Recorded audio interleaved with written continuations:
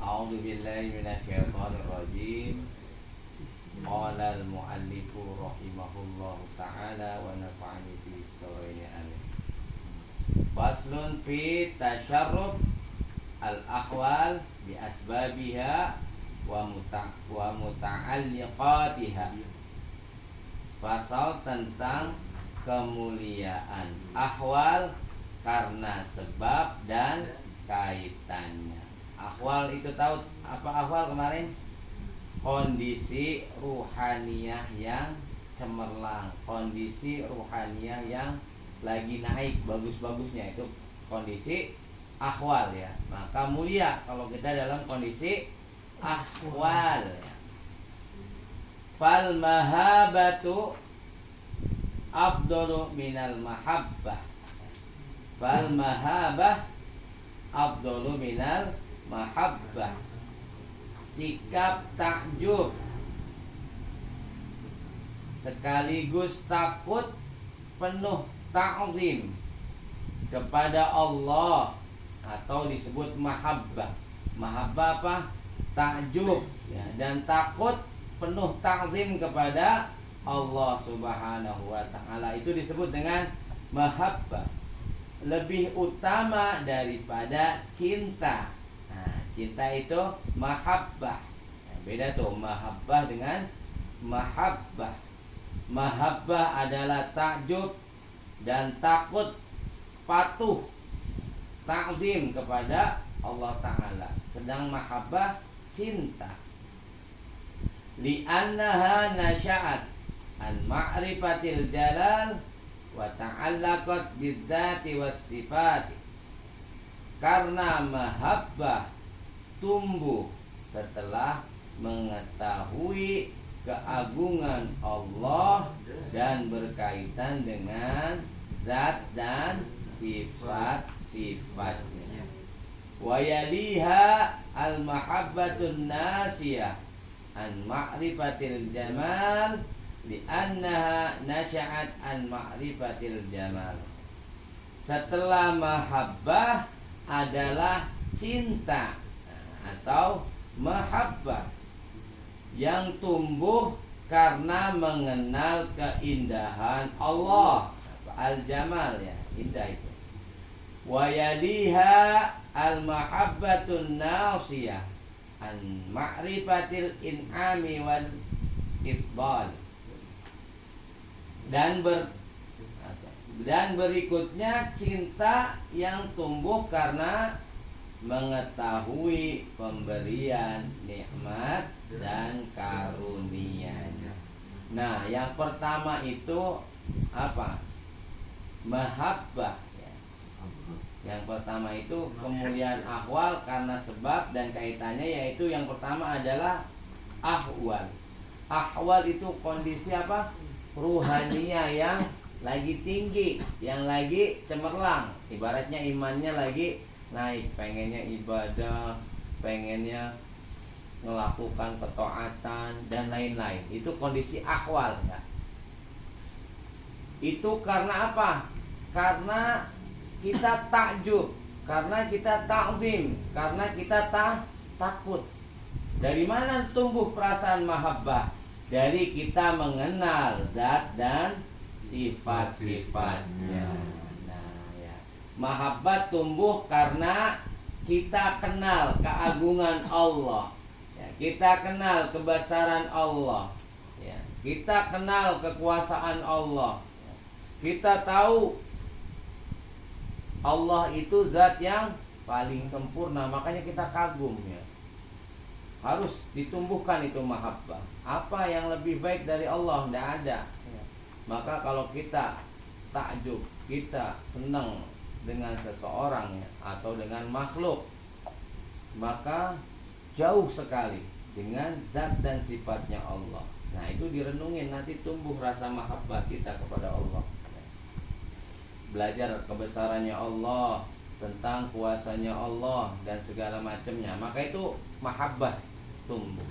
Setelah mahabbah baru muncul perasaan mahabbah atau cinta ya. Karena apa? Karena keindahan Allah Ta'ala, jamal berkat kita mengenal atau mengetahui zat dan sifatnya, ada sifat Allah yaitu al-jamal yang maha indah ya. Kita ngelihat harim yang cakep ya, semok, hai, mantep, indah, senang ya. Lihat pemandangan yang begitu bagus kayak lukisan, lihat pantai yang indah, gambaran daripada kuasanya Allah yang nyiptain. Allah yang nyiptain bisa bikin seindah itu. Matanya dalam, terus alisnya wah, getar membahana, bulu matanya lentik, bibirnya segala macam. Nah, itu kulitnya putih-putih, putih-putih kemerahan. Nah, itu kita ngelihat gambaran makhluk itu, misalnya manusia indah ya, tapi kita tahu yang nyiptain ini adalah yang maha indah. Karena apa? Allah bisa nyiptain segitu indahnya, bisa tahu, berarti Allah yang maha indah. Maka dari situ kita tumbuh rasa cinta kepada Allah Subhanahu wa ta'ala, karena berkat kenal daripada zat dan sifat-sifatnya. Maka nanti ini di kitab ini dibahas tentang sifat Allah. Kemudian kita diajarkan untuk berakhlak, mengikuti akhlak Allah yang memang diperbolehkan dan yang memang dikuasakan kepada kita.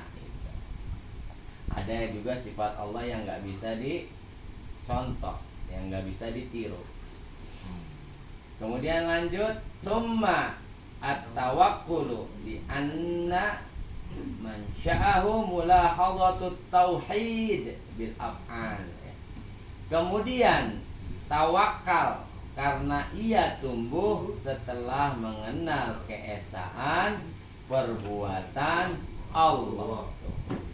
Setelah kita tahu zat dan sifatnya Allah, Allah adalah yang wahdahniyah, yang esa, yang tunggal dalam zatnya, tunggal dalam perbuatannya, tunggal dalam sifat-sifatnya. Pasti kita tawakal, pasti. Karena apa? Karena segala sesuatu yang terjadi di alam dunia karena berkat perbuatannya Allah, kuasanya Allah. Allah itu punya kuasa untuk menjadikan seseorang ini siapapun, apapun ya, dalam bentuk apapun juga. Dan gak ada satu makhluk pun yang bisa mengintervensi. Nah, ya, kalau kita kan ke atasan bisa ya, tapi kalau ke Allah nggak bisa. Maka kalau kita kenal sifatnya, ya memang Allah seperti itu, nggak bisa diintervensi. Akhirnya tumbuh tawakal.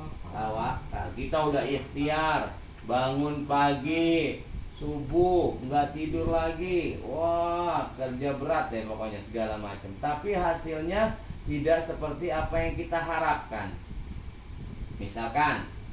Nah, karena kita kenal zat Allah dan sifat Allah, maka kita tetap tawakal. Karena apa? Karena Allah lagi nunjukin keagungannya.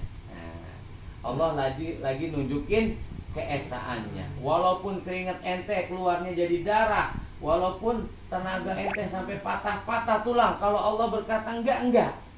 Itu maksudnya, Allah lagi nunjukin keesaannya. Maka setelah itu kalau kita tahu sifatnya Allah, kita tawakal.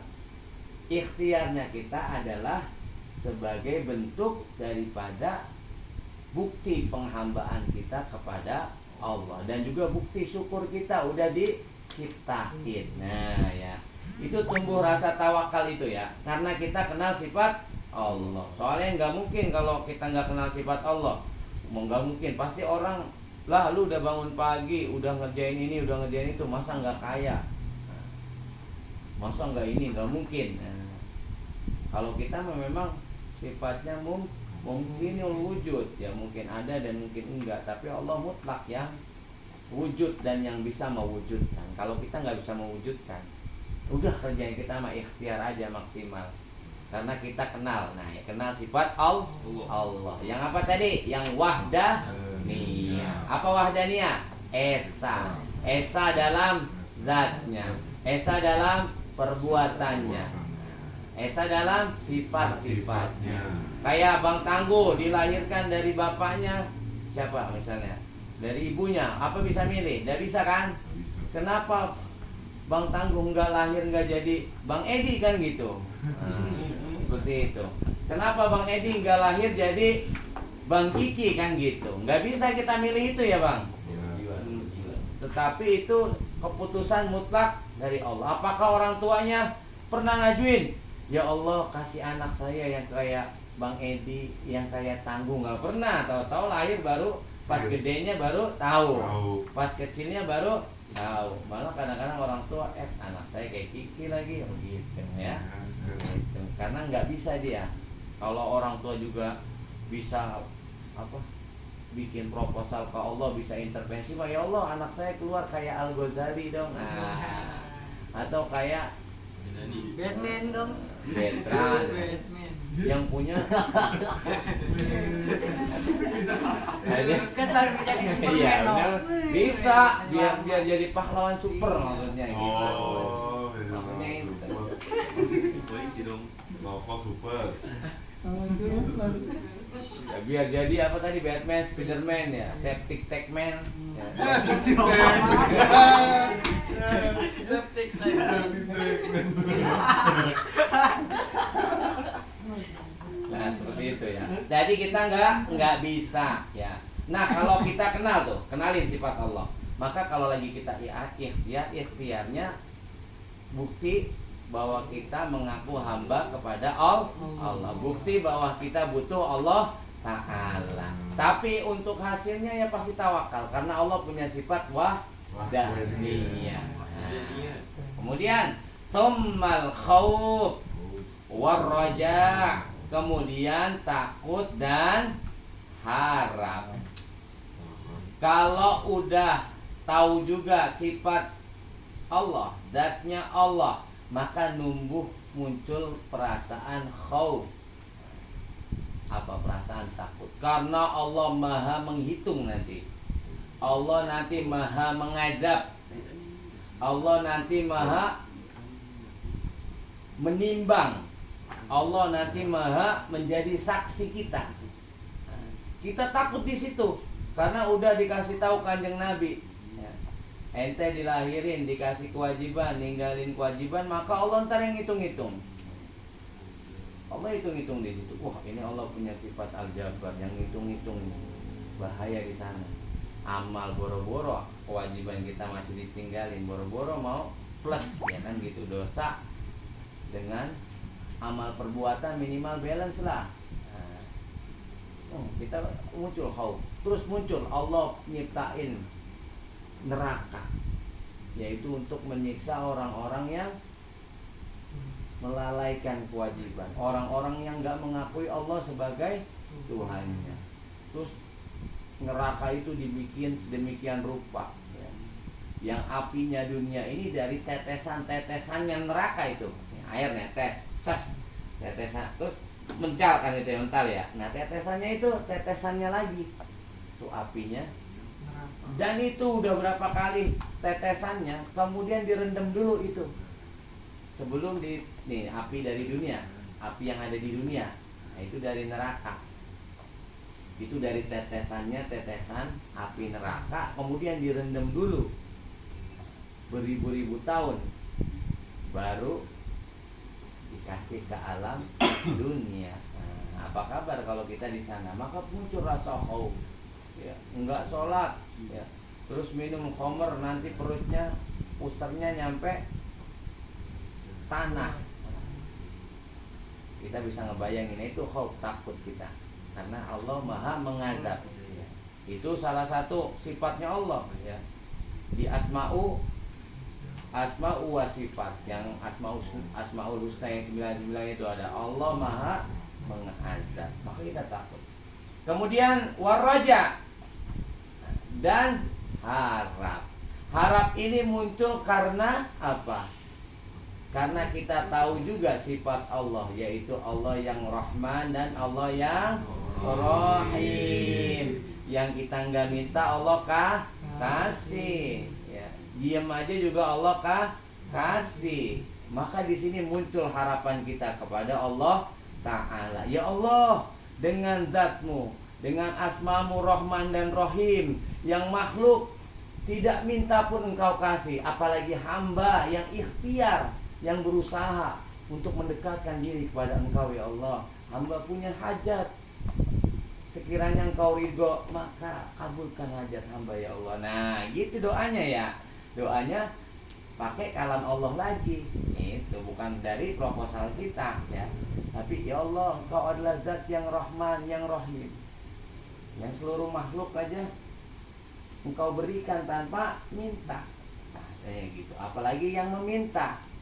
Nah kan bahasanya gitu. Allah punya sifat Rahman dan Rahim. Jadi kita nepatin aja dari posisinya. Kalau lagi doa muncul roja kepada Allah karena Allah punya sifat Rahman dan Rahim. Dan Allah juga Al-Ghani, yang maha kaya, yang kekayaannya nggak bakalan yang abadi. Kemudian Allah juga Ar-Razzaq, yang maha memberi rizki. Maka jangan khawatir, munculin harapan, tapi tumpukannya kepada Allah, gandrungkan kepada Allah. Nah, doanya yaitu pakai asma'u was sifat. Makanya kenapa ada doa asma'ul husna? Kenapa ada doa asma'ul husna? Yang buat melancarin rezeki. Dipilih tuh asma-asmanya ulama dengan asmanya Allah dijadiin doa. Berarti kan bukan proposal kita, tapi memang dari sifatnya Allah Ta'ala. Itulah maksudnya. Kemudian li'annahuma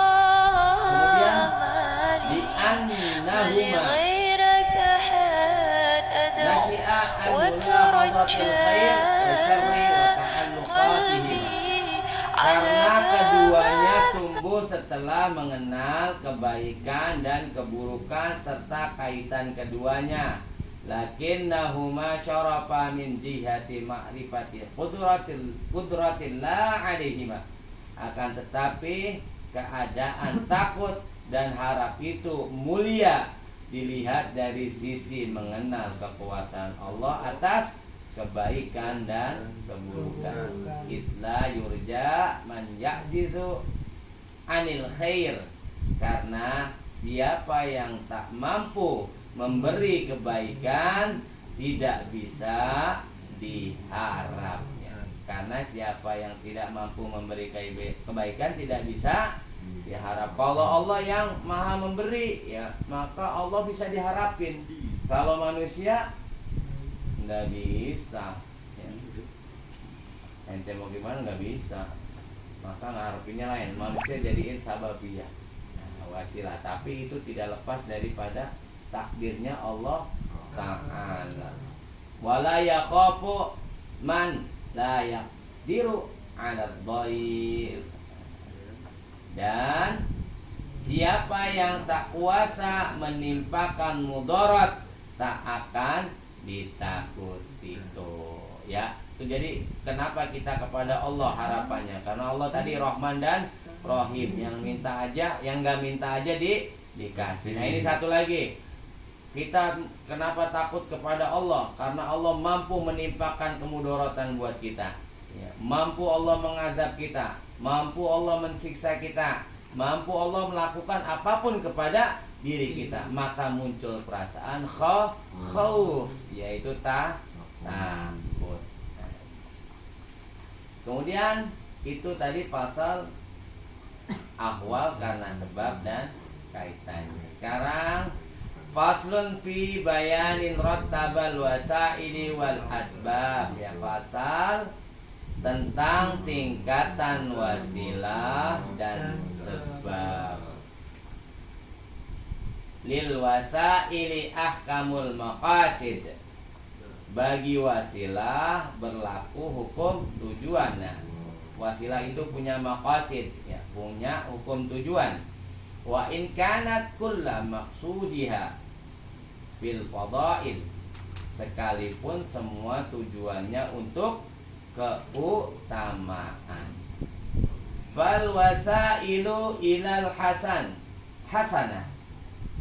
Maka wasilah kepada kebaikan itu baik. Nah, ini wasilah nih ya. Maka kita menjadi wasilah terjadinya kebaikan. Nah, kita menjadi wasilah, misalnya teman kita jadi ngaji, kita menjadi wasilah orang-orang jadi rajin sholat, kita menjadi wasilah orang-orang enggak ngelakuin dosa. Maka fal wasailu ilal hasanah.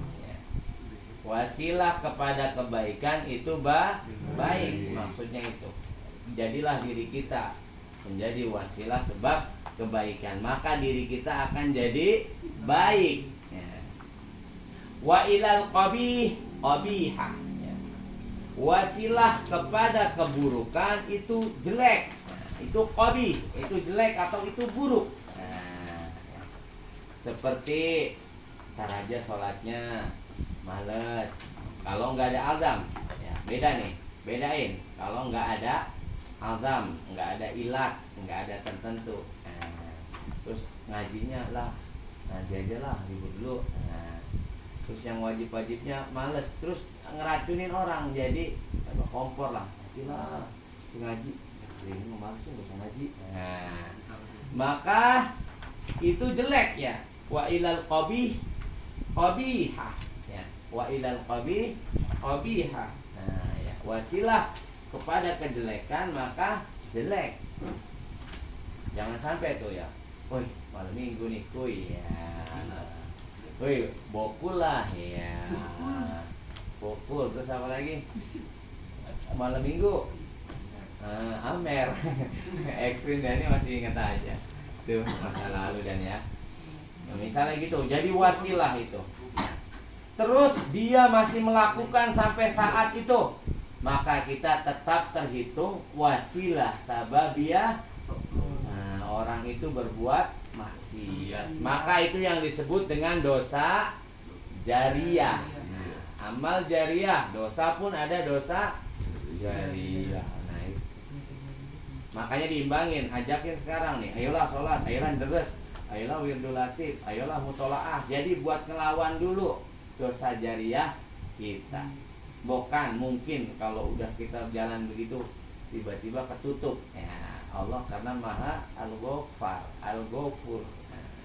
Tenang ya, jangan pernah putus asa dari rahmatnya Allah.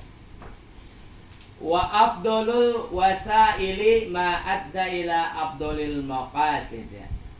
Wasilah paling utama adalah apa yang mengantarkan ke tujuan paling utama nih ya. Wasilah yang paling utama adalah yang mengantarkan kepada tujuan paling utama. Itu kan nadharil mufsi ilal ma'rifati wal iman. Nah, seperti merenungkan sesuatu yang menumbuhkan makrifat dan iman. Ini wasilah. Kita merenung, terus tafakur tentang zat dan sifat-sifat Allah. Kemudian dari situ kita numbuh imannya, muncul kondisi ahwalnya.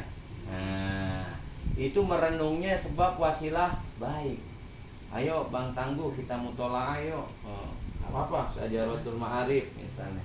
Dari situ tumbuh ya, tambah tumbuh perasaan cinta kita kepada Allah, takjub kita kepada Allah, dan semakin takut kita kepada Allah, semakin kita naruh harapan kepada Allah. Nah, wasilah itu adalah wasilah paling utama. Ya, itu harus dibiasain begitu. Ayo Bang Kiki, mutolaah. Emang saat ini tidak berasa, ya, nggak berasa, tapi tahu-tahu nanti lupa. Kemudian waqad yahsunul fi'lu al-wahid min jihatin wa yaqbahu min jihatin ukhra. Satu perbuatan bisa jadi baik dari satu sisi, tapi jelek dari sisi lain. Waqad yaqbuhu wa yahsunu bi'tibari muta'allaqatihi. Muta'alliqah ini, muta'alliqatihi ini, wa ma yu'addi ilaih. Juga bisa jadi baik dan jelek dilihat dari kaitan dan dampak yang ditimbulkan. Fata'allamal khair liyaf'ala wa ta'allama syarr liyatruka hasan. Maka mempelajari hal-hal baik untuk dilakukan dan mempelajari hal-hal buruk untuk ditinggalkan adalah baik. Nah, yang pertama, karena amal itu ada, setiap perbuatan itu ada baik dan buruk. Masing-masing sisi itu baik dan buruk ya. Ada masalah, dilihat dari sisi sini baik, dari sisi kanan baik, dari sisi kiri buruk misalnya. Maka kita wajib mempelajari hal-hal baik. Nah, itu diajarin di dalam akhlak, diajarin dalam kitab fikih misalnya. Akhlak pun diajarin, ini nggak boleh begini, ini nggak boleh begini. Kita kenal dulu tuh hal-hal yang baik apa aja, hal-hal yang buruk apa aja. Hal-hal yang baik menurut agama, hal-hal yang buruk menurut agama. Kita harus belajar itu, hukum-hukum agama ya, tuntutan-tuntutan agama. Nanti baru di situ kita bisa menimbang ini baik atau buruk. Kalau pengetahuan agamanya nggak punya, maka nggak tahu dia baik dan buruk. Maulid baik nggak? Maulid baik nggak? Tapi kita karena Maulid ini adat kebiasaan ya, pakai misalnya panggungnya hewan, harus ada makan, harus ada dekorasi, harus ada yang lain, panitianya ngumpul. Misalnya panitianya ngumpul, terus kita bagiin informasi kepada masyarakat, kepada warga, kemudian proposal ya, undangan dan lain-lain. Begitu kita datang, assalamualaikum Bang Tangguh, nah, tanggal Maret nanti kita ada maulid ya, mau ada maulid besar nih Bang, ini proposalnya. Oh iya, sedang Bang Tangguh saat itu lagi kondisinya kurang baik ekonominya, misalkan ini simulasi ini aja ya, contoh. Tiba-tiba Abang Tangguh ngasihnya cuman sedikit. Ya makasih Bang Tangguh, keluar tuh panitia. Pas begitu dia keluar, gerutu, pelit banget buat maulid. Nah, wah nggak cinta dia sama Nabi. Nah, ini tanda kurangnya pengetahuan dalam agama. Ini yang bahaya ini. Kan nggak berasa begitu mah. Bentang-bentang orang nggak nyumbang, belum tentu dia nggak cinta sama Nabi. Apa emang benar-benar dia lagi memang lapar. Maka kita harus tahu hal yang baik dan hal yang buruk. Kalau Allah perintahkan kita untuk husnudon, maka apapun yang dilakukan orang husnudon. Alhamdulillah Bang Tangguh, makasih. Nah, panitianya nggak gerutu tuh jalan, makasih Bang Tangguh. Terus udah ngerencanain sebagus mungkin, tapi dapatnya dananya nggak cukup misalnya, bikinnya jadinya kurang daripada dari rencana. Terus dia sumpek sama masyarakat, terus dia sumpek sama panitia. Nah, maka ini hal ini baik apa buruk? Nah, hal ini kurang baik. Maka penting kita belajar hal-hal yang baik. Penting kita belajar hal-hal yang buruk. Dari mana koridornya? Di agama sudah diajarkan itu ya, bahkan agama itu ngajarin, cebok aja diajarin sama agama ya. Cebok aja diajarin tuh, agama kita saking sayang sama kita, menjaga kita. Itu salah satu bukti mukjizat Islam tuh ya. Sampai cebok diajarin, segala macam diajarin. Nah, boleh pakai batu, boleh, tapi jangan gosok-gosok ya. Macam Gosok gigi pakai arem. Iya. Hitam. wajib nih ya. Nanti di sini kitab akhlak dan kitab ini di sini diajarin kita tentang hal-hal kebaikan. Ya, untuk berbuat baik dan mengikuti dari sifat Allah, akhlaknya Allah. Tapi yang Allah kehendaki dan yang diperbolehkan. Nah, ini di sini dikasih tahu nanti. Nah, ini pentingnya kita belajar hal-hal baik. Ente sholat 1000 rakaat, ente sholat seumur hidup, nggak pernah ninggalin sholat, wajib, rawatibnya dijaga, tahajudnya anda tinggal, duhanya juga anda tinggal, tapi ente dalam keilmuan sedikit pengetahuan, maka lebih baik tuh 2 rakaatnya orang yang punya ilmu. Alim ulama ente mah ibu ada udah tanggung ya kaki patah-patah ya, tapi keilmuannya kurang. Karena apa? Itu nilai arifnya hilang. Kita kan ada wayanya sholat kalau kurang kenal ya. Allahu Akbar misal di musola lain. Lah imamnya ini baru belajar tajwid nih. Tajwidnya Bang Edi. Lah salah ini bacanya imam. Kurang ngaji nih. Bang Edi komen nih. Wah, salah ini. Nah, ya kalau udah koridor itu udah mulai muncul. Walaupun kita santai. Boleh kita di dalam hati kok bacanya gini nih kayaknya salah. Ya Allah nih saya ngaji yang ini nih. Dia kok bisa bacanya salah. Jangan muncul adawa, jangan muncul dendam atau jangan muncul benci ya. Tetapi kita coba nanti saya mutolaah, iya benar saya salah nih itu. Gitu. Besoknya lagi kita sholat lagi, imamnya masih dia bacaan salah lagi. Nah, wajib tuh ngindar. Ya, kita cari musola yang imamnya bagus. Karena pemimpin juga penting buat kita. Ente disupirin ya sama misalnya Salsabila yang bawa mobil, mau nggak? Nah iya, bisa nggak bawa mobil? Oh bisa, salah nah. Dani misalnya nggak bisa bawa mobil. Nah misalnya disupirin Dani kan kita nggak mau.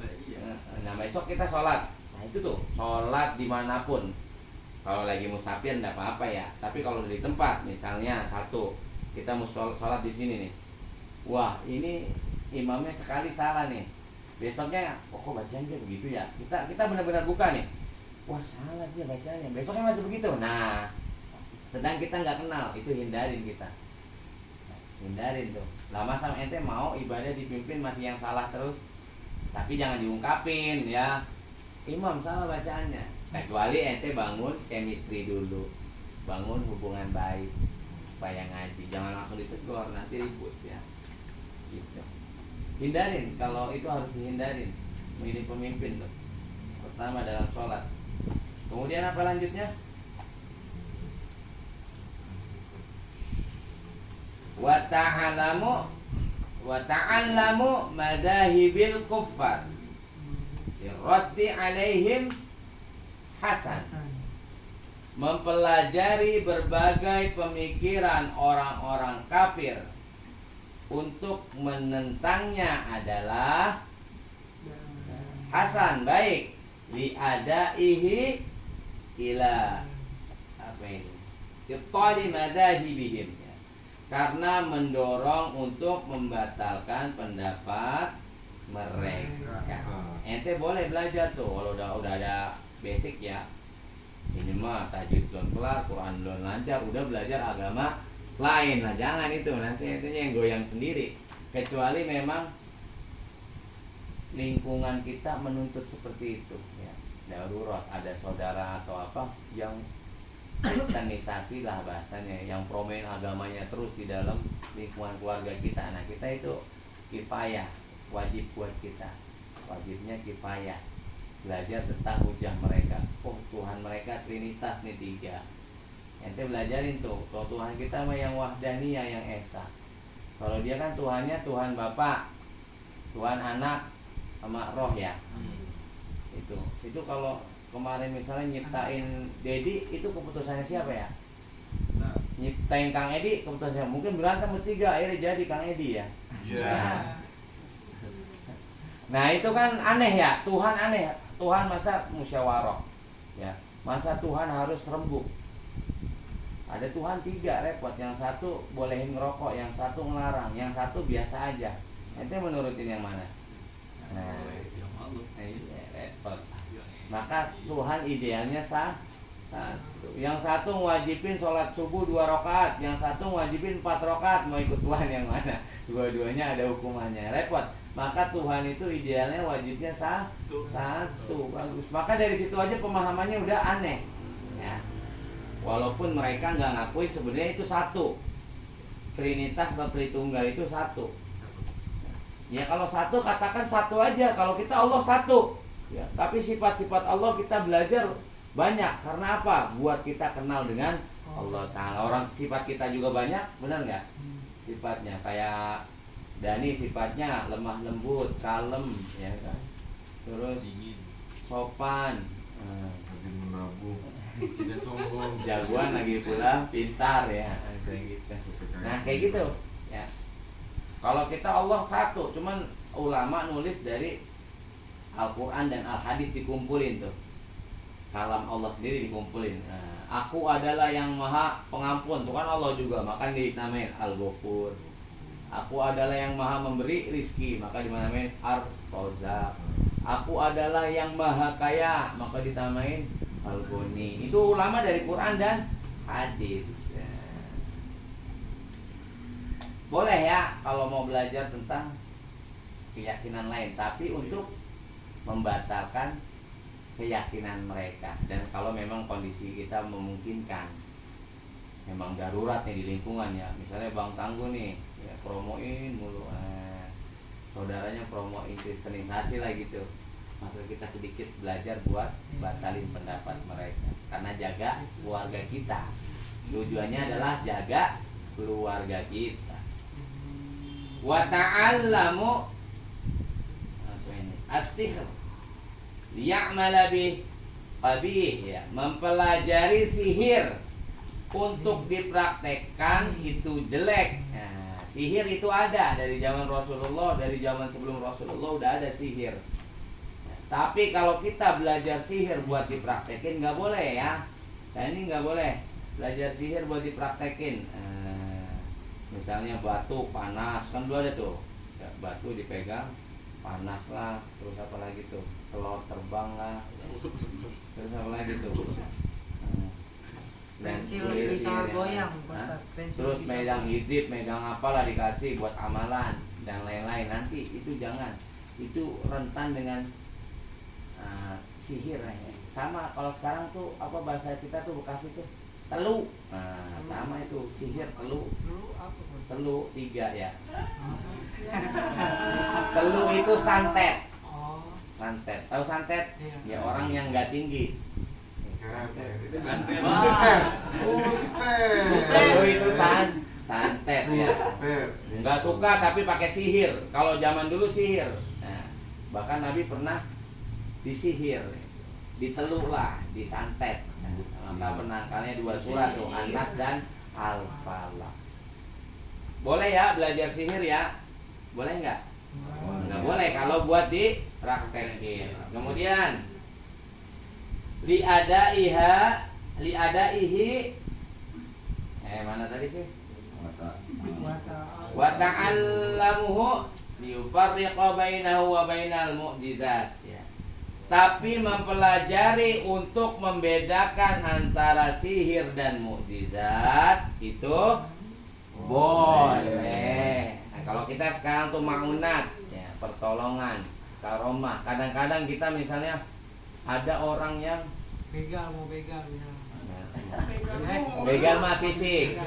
Kalau sihir sifatnya goib, Goib. nggak kelihatan serangannya. Misalnya ada yang ngerjain nih di motor kita ditaruhin garam ya. Terus motor apa nanti kayak ada yang narik tuh, putil biang ya. Misalnya kayak begitu. Kalau anaknya kan kasihan, nggak kuat narik motor. Ini emaknya. Ini kunci hitam. Misalnya kayak gitu dibaca-bacain gitu ya. Ini kita buat mempelajarin tentang itu untuk melawan mereka. Ya, untuk membedain antara mukjizat, maunat dan karomah itu boleh. Wah, sihir ini begini nih. Dulu ada nggak dulu ya di zaman Nabi? Oh ada, pasti ada di zaman sahabat. Pasti ada ulama yang nulis. Ya, makanya asror itu ditulis buat bacaan jagaan diri. Dikasih doa-doa kita. Nah, ini buat jaga. Ya, hizib sakran misalnya, wirid sakran buat jaga bentengin diri kita dari serangan itu. Karena ada yang orang itu apa miara setan. Seolah-olah setan itu patuh sama dia, padahal dia yang patuh sama setan supaya dia sesat, ntar nemenin gua lu abadi begitu. Wih, gua mau punya jin, gua mau punya setan yang buat nyakitin lu. Dia pede, setan mah nurut sama gua, padahal dia yang nurut sama setan. Lo orang buat neraka abadi di dunia, biarin aja di sini mah. Nah, Ini ibu ada dong. setan kan? Itu ya. Di pojok nih. Itu ya, hati-hati tuh ya. Jadi kan Pokoknya ada orang yang kepedean. Misalnya, saya punya jin nih, saya punya setan, saya bisa tugasin. Setannya nurut sama gua. Saktikan gua, padahal dia yang nurut sama secara tauhid, karena buat jadi temennya di kerak neraka. Kata setan, ya nggak apa-apa, biar sini ntar temenin gua mati lu di sana, nggak bisa keluar. Nah, gitu. Nah, kayak gitu. Dia mah kepedean ya, sesumbar di temen di lingkungan kita ya. Sesumbarnya punya pegangan, punya jin, punya khodam, punya setan, dan nurut sama gue. Padahal dia yang lagi ditipu daya. Kemudian mana tuh? Li'adaihi ila isbatil mu'jizat, karena mendorong untuk mengkukuhkan mukjizat. Maksudnya pasti mukjizat, maunat, karomah lebih menang daripada sihir. Nggak ada sihir yang mampu buat ngelawan kalam Allah, buat ngelawan dauh-dauhnya Kanjeng Nabi. Nggak ada yang mempan, nggak bakalan mempan. Kenapa Nabi sampai dikenain santet? Allah kasih biar ada contoh. Biar ada contoh nih, kalau kena santet baca ini surat An-Nas, Al-Falaq. 2 surat yang buat pelindung kita daripada santet, sihir, teluh, dan segala macam. Nabi sengaja dikenain sama Allah supaya buat kita tahu. Kalau Nabi dulu nggak kena santet, kita mau belajar sama siapa? Nah, Nabi mah jadi tempat contoh. Allah sengaja ya, bukan Nabi kita lemah, bukan. Allah buat ngasih contoh kepada kita. Nih, jangan khawatir kalau lu kena santet, baca nih Al-Falaq, baca An-Nas. Terus ada juga kaifiat-kaifiat yang lain. Nah, diajarkan oleh Rasulullah SAW. Itu aja kitabnya sendiri. Coba kalau Rasul nggak kesantet, wah, kita tiba-tiba begini, mau apa ya? Obatnya bawang, nanti ya garam, anak ular, ya. Anak ular adenya lagi cari. Cari anak ular yang adenya, nah repot kan kita. Tahu abang yang mana? Atau enggak cari anak ayam, ya kan? Cari anak ayam yang dikeremin sama entok, misalnya repot. Kadang dukun kan kayak gitu. Cari anak ayam yang dikeremin sama entok, rupa-rupa warnanya. Dukun. Kan susah nyarinya. Terus ada di sini, Pak. Baru bayar. Itu modal akal-akalan dukun. Terus mana ini? Wa ta'al lumul khana wal fuhsyu qabih, dan mempelajari al khana. Khana apa?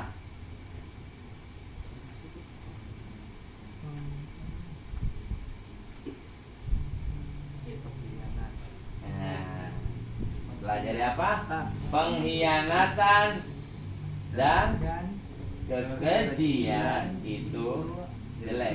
Itla faidata fihi ma'a ma yastamilu alaih min tadzakuril qaba'i, karena tidak ada manfaatnya. Di samping juga di dalamnya akan disebutkan hal-hal jelek. Nih, belajar tentang pengkhianatan, belajar tentang kekejian itu jangan. Nah, maka kalau yang punya anak nih ya, difilter. Tuh di YouTube tuh ada tuh yang sekarang bahasa-bahasanya horor-horor ya. Yang anak sekarang udah tahu, kayak nonton Palestina Israel aja tuh jangan anak kecil. Karena belum waktunya mereka. Bahkan anak kecil sampai dia ngomong ya kan, ini Israel main nembak-nembak gitu. Akhirnya dia melakukan hal-hal yang enggak. Terus munculnya benci banget. Ya. Banyak sekarang YouTuber yang kayak begitu. Terus di dalam bahasanya juga dia bela Palestina, tapi dalam bahasanya misalnya nganjing-nganjingin Israel, bahasa kasar. Terus ke anak kecil kan jadi ngelatih mereka. Wah, emang Israel ini bahasanya anjing Israel, nggak tahu terima kasih, bagi bajingan segala macam. Anaknya harusnya akhirnya anak kita nggak berasa tuh belajar tentang pengkhianatan, kejelekan, kekejian karena ucapan-ucapan itu. Nah, akhirnya karakternya anak kita jadi ucapin hal-hal yang kotor. Banyak banget tuh konten tuh harus difilter. Bisa mungkin difilter yang udah punya anak, ya, yang udah punya anak, ya.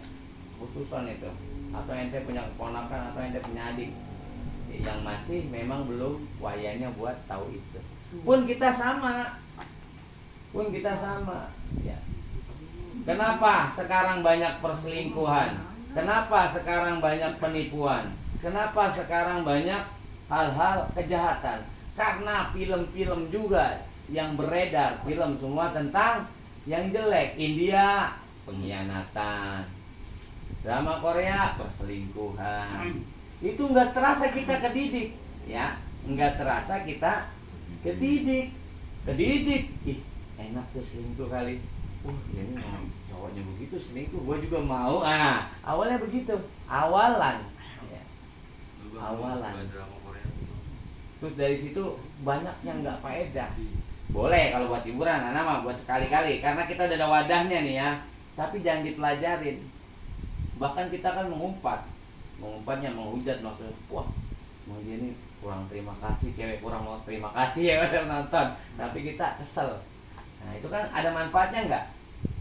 Apalagi lagi dikhianatin, terus suami capek, yang kita senengin lagi disakitin misalnya, suami pulang capek, ke bawah tuh, lagi sedih ya, nggak ngemut ngelayanin suami. Hati-hati ya, banyak kejadian yang kayak gitu. Bahkan lagi tanggung nonton dipanggil, sayang sini sayang, entar dulu tanggung, bisa apa ngelawan perintah suami, entar dulu. Itu repot. Itu berarti kan kurang manfaat. Tapi suaminya juga bentang-bentang istri harus patuh, ya harus nepatin juga. Kita ngasih kasih sayang, kita ngasih perhatian, kita nggak pernah ngomelin, kita nggak pernah ngebentak, apalagi mukul. Nah itu baru istrinya ngelawan begitu, nah, maka Allah tidak ridho. Nah, kalau suaminya belum memantaskan diri, ya sama aja dua-duanya ya. Jadi kita kurangin, nggak apa-apa nonton, tapi kita buat kurangin. Banyakin bacalah tentang Rasulullah, tentang ibadah. Kita nggak lama hidup, saya yakinnya saya, harapan saya kita di sini bukan ngumpul di dunia, tapi juga di akhirat. Nanti kita disambil surga nih ya. Di sini makan donat atau gorengan, di sana wah ada apa aja. Kita minum dari cawannya emas. Ente pernah ngopi dari cawan emas? Enggak pernah. Ntar ke rumah Tangguh. Ada. Emasnya ada. Masa anda bawain ke cawan? Nanti kita bisa pamer masing-masing. Kang Edi datang bawa bidadarinya 2. Tahu-tahu Kang Dani bawa 10. Masya Allah. Tapi perbuatan baiknya ternyata baru kongko. Kalau Dan bisa 10 sih, gue cuma 2. Kemarin gua ke rumah Tangguh gitu. Terus dikasih amalan sama Bang Tangguh, gua terima. Akhirnya dapat kasih amalan dari. Tahu jangan ke rumah Tangguh ya. Awal. Dan istri-istri perempuan itu beda dengan kita. Kenapa? Perempuan itu sama Allah dicukupkan semuanya, gak bakalan kurang. Perempuan kalau udah dilengkapin ya semuanya, itu sama suami ada yang lain, nggak bakalan rasa cemburunya nggak ada, walaupun nafsunya masih ada. Kalau dikasih kecukupan. Kalau saat ini karena kita belum tahu. Ya, tapi kalau di surga itu udah dicukupin semuanya. Kayak gitu. Boleh sombong ya, Ustaz? Hah? Di surga tuh boleh sombong. Boleh. Boleh sombong-sombongnya berdua. Ente sih suruh ngaji, nggak ngaji. Ini nih, akhirnya dapat di pinggiran yang misalnya sungai ya, terus cuma 1 lantai. Udah gaya lagi, mampir ke istana gua, tuh cuma 1 lantai, ke tempat Dani 8 lantai. Kaget lagi nih tak.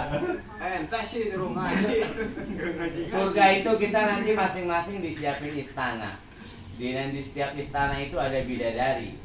Di dalam bidadari ada anak kecil. Anak kecil itu yang ngelayanin kita, yang ngambilin kita makan, yang ngambilin kita minum. Anak-anak kecil kan lucu ya. Ente diambilin anak kecil, ponakan atau diambilin anak minum, seneng banget nggak? Bapak capek nggak? Aku ambilin minum ya, rasanya luar biasa senangnya, bener nggak? Beda sama misalnya Bang Dani yang datang. John, ente harus nggak mau ngopi nggak? Nah, modus nih ya beda. Kalau anak kecil enggak polos, maka kita senangnya beda. Ya, karena polosnya anak kecil tuh. Nah, coba ponakan minta atau ponakan ngasih kita gitu, seneng kan ya? Nah itu di surga kita digambarkan seperti itu. Nah, bajunya pun dari sutra, lapis 7 bidadari, tapi bajunya masih tembus. Coba Kang Edi, nggak apa-apa bayangin. Dia mau cepet masuk surga nggak? Mau sekarang? Jangan. Amal belum sampai. Takutnya nyampe sono. Lah stop dulu, belum ada namanya lah. Kata Ustadz sekarang ini.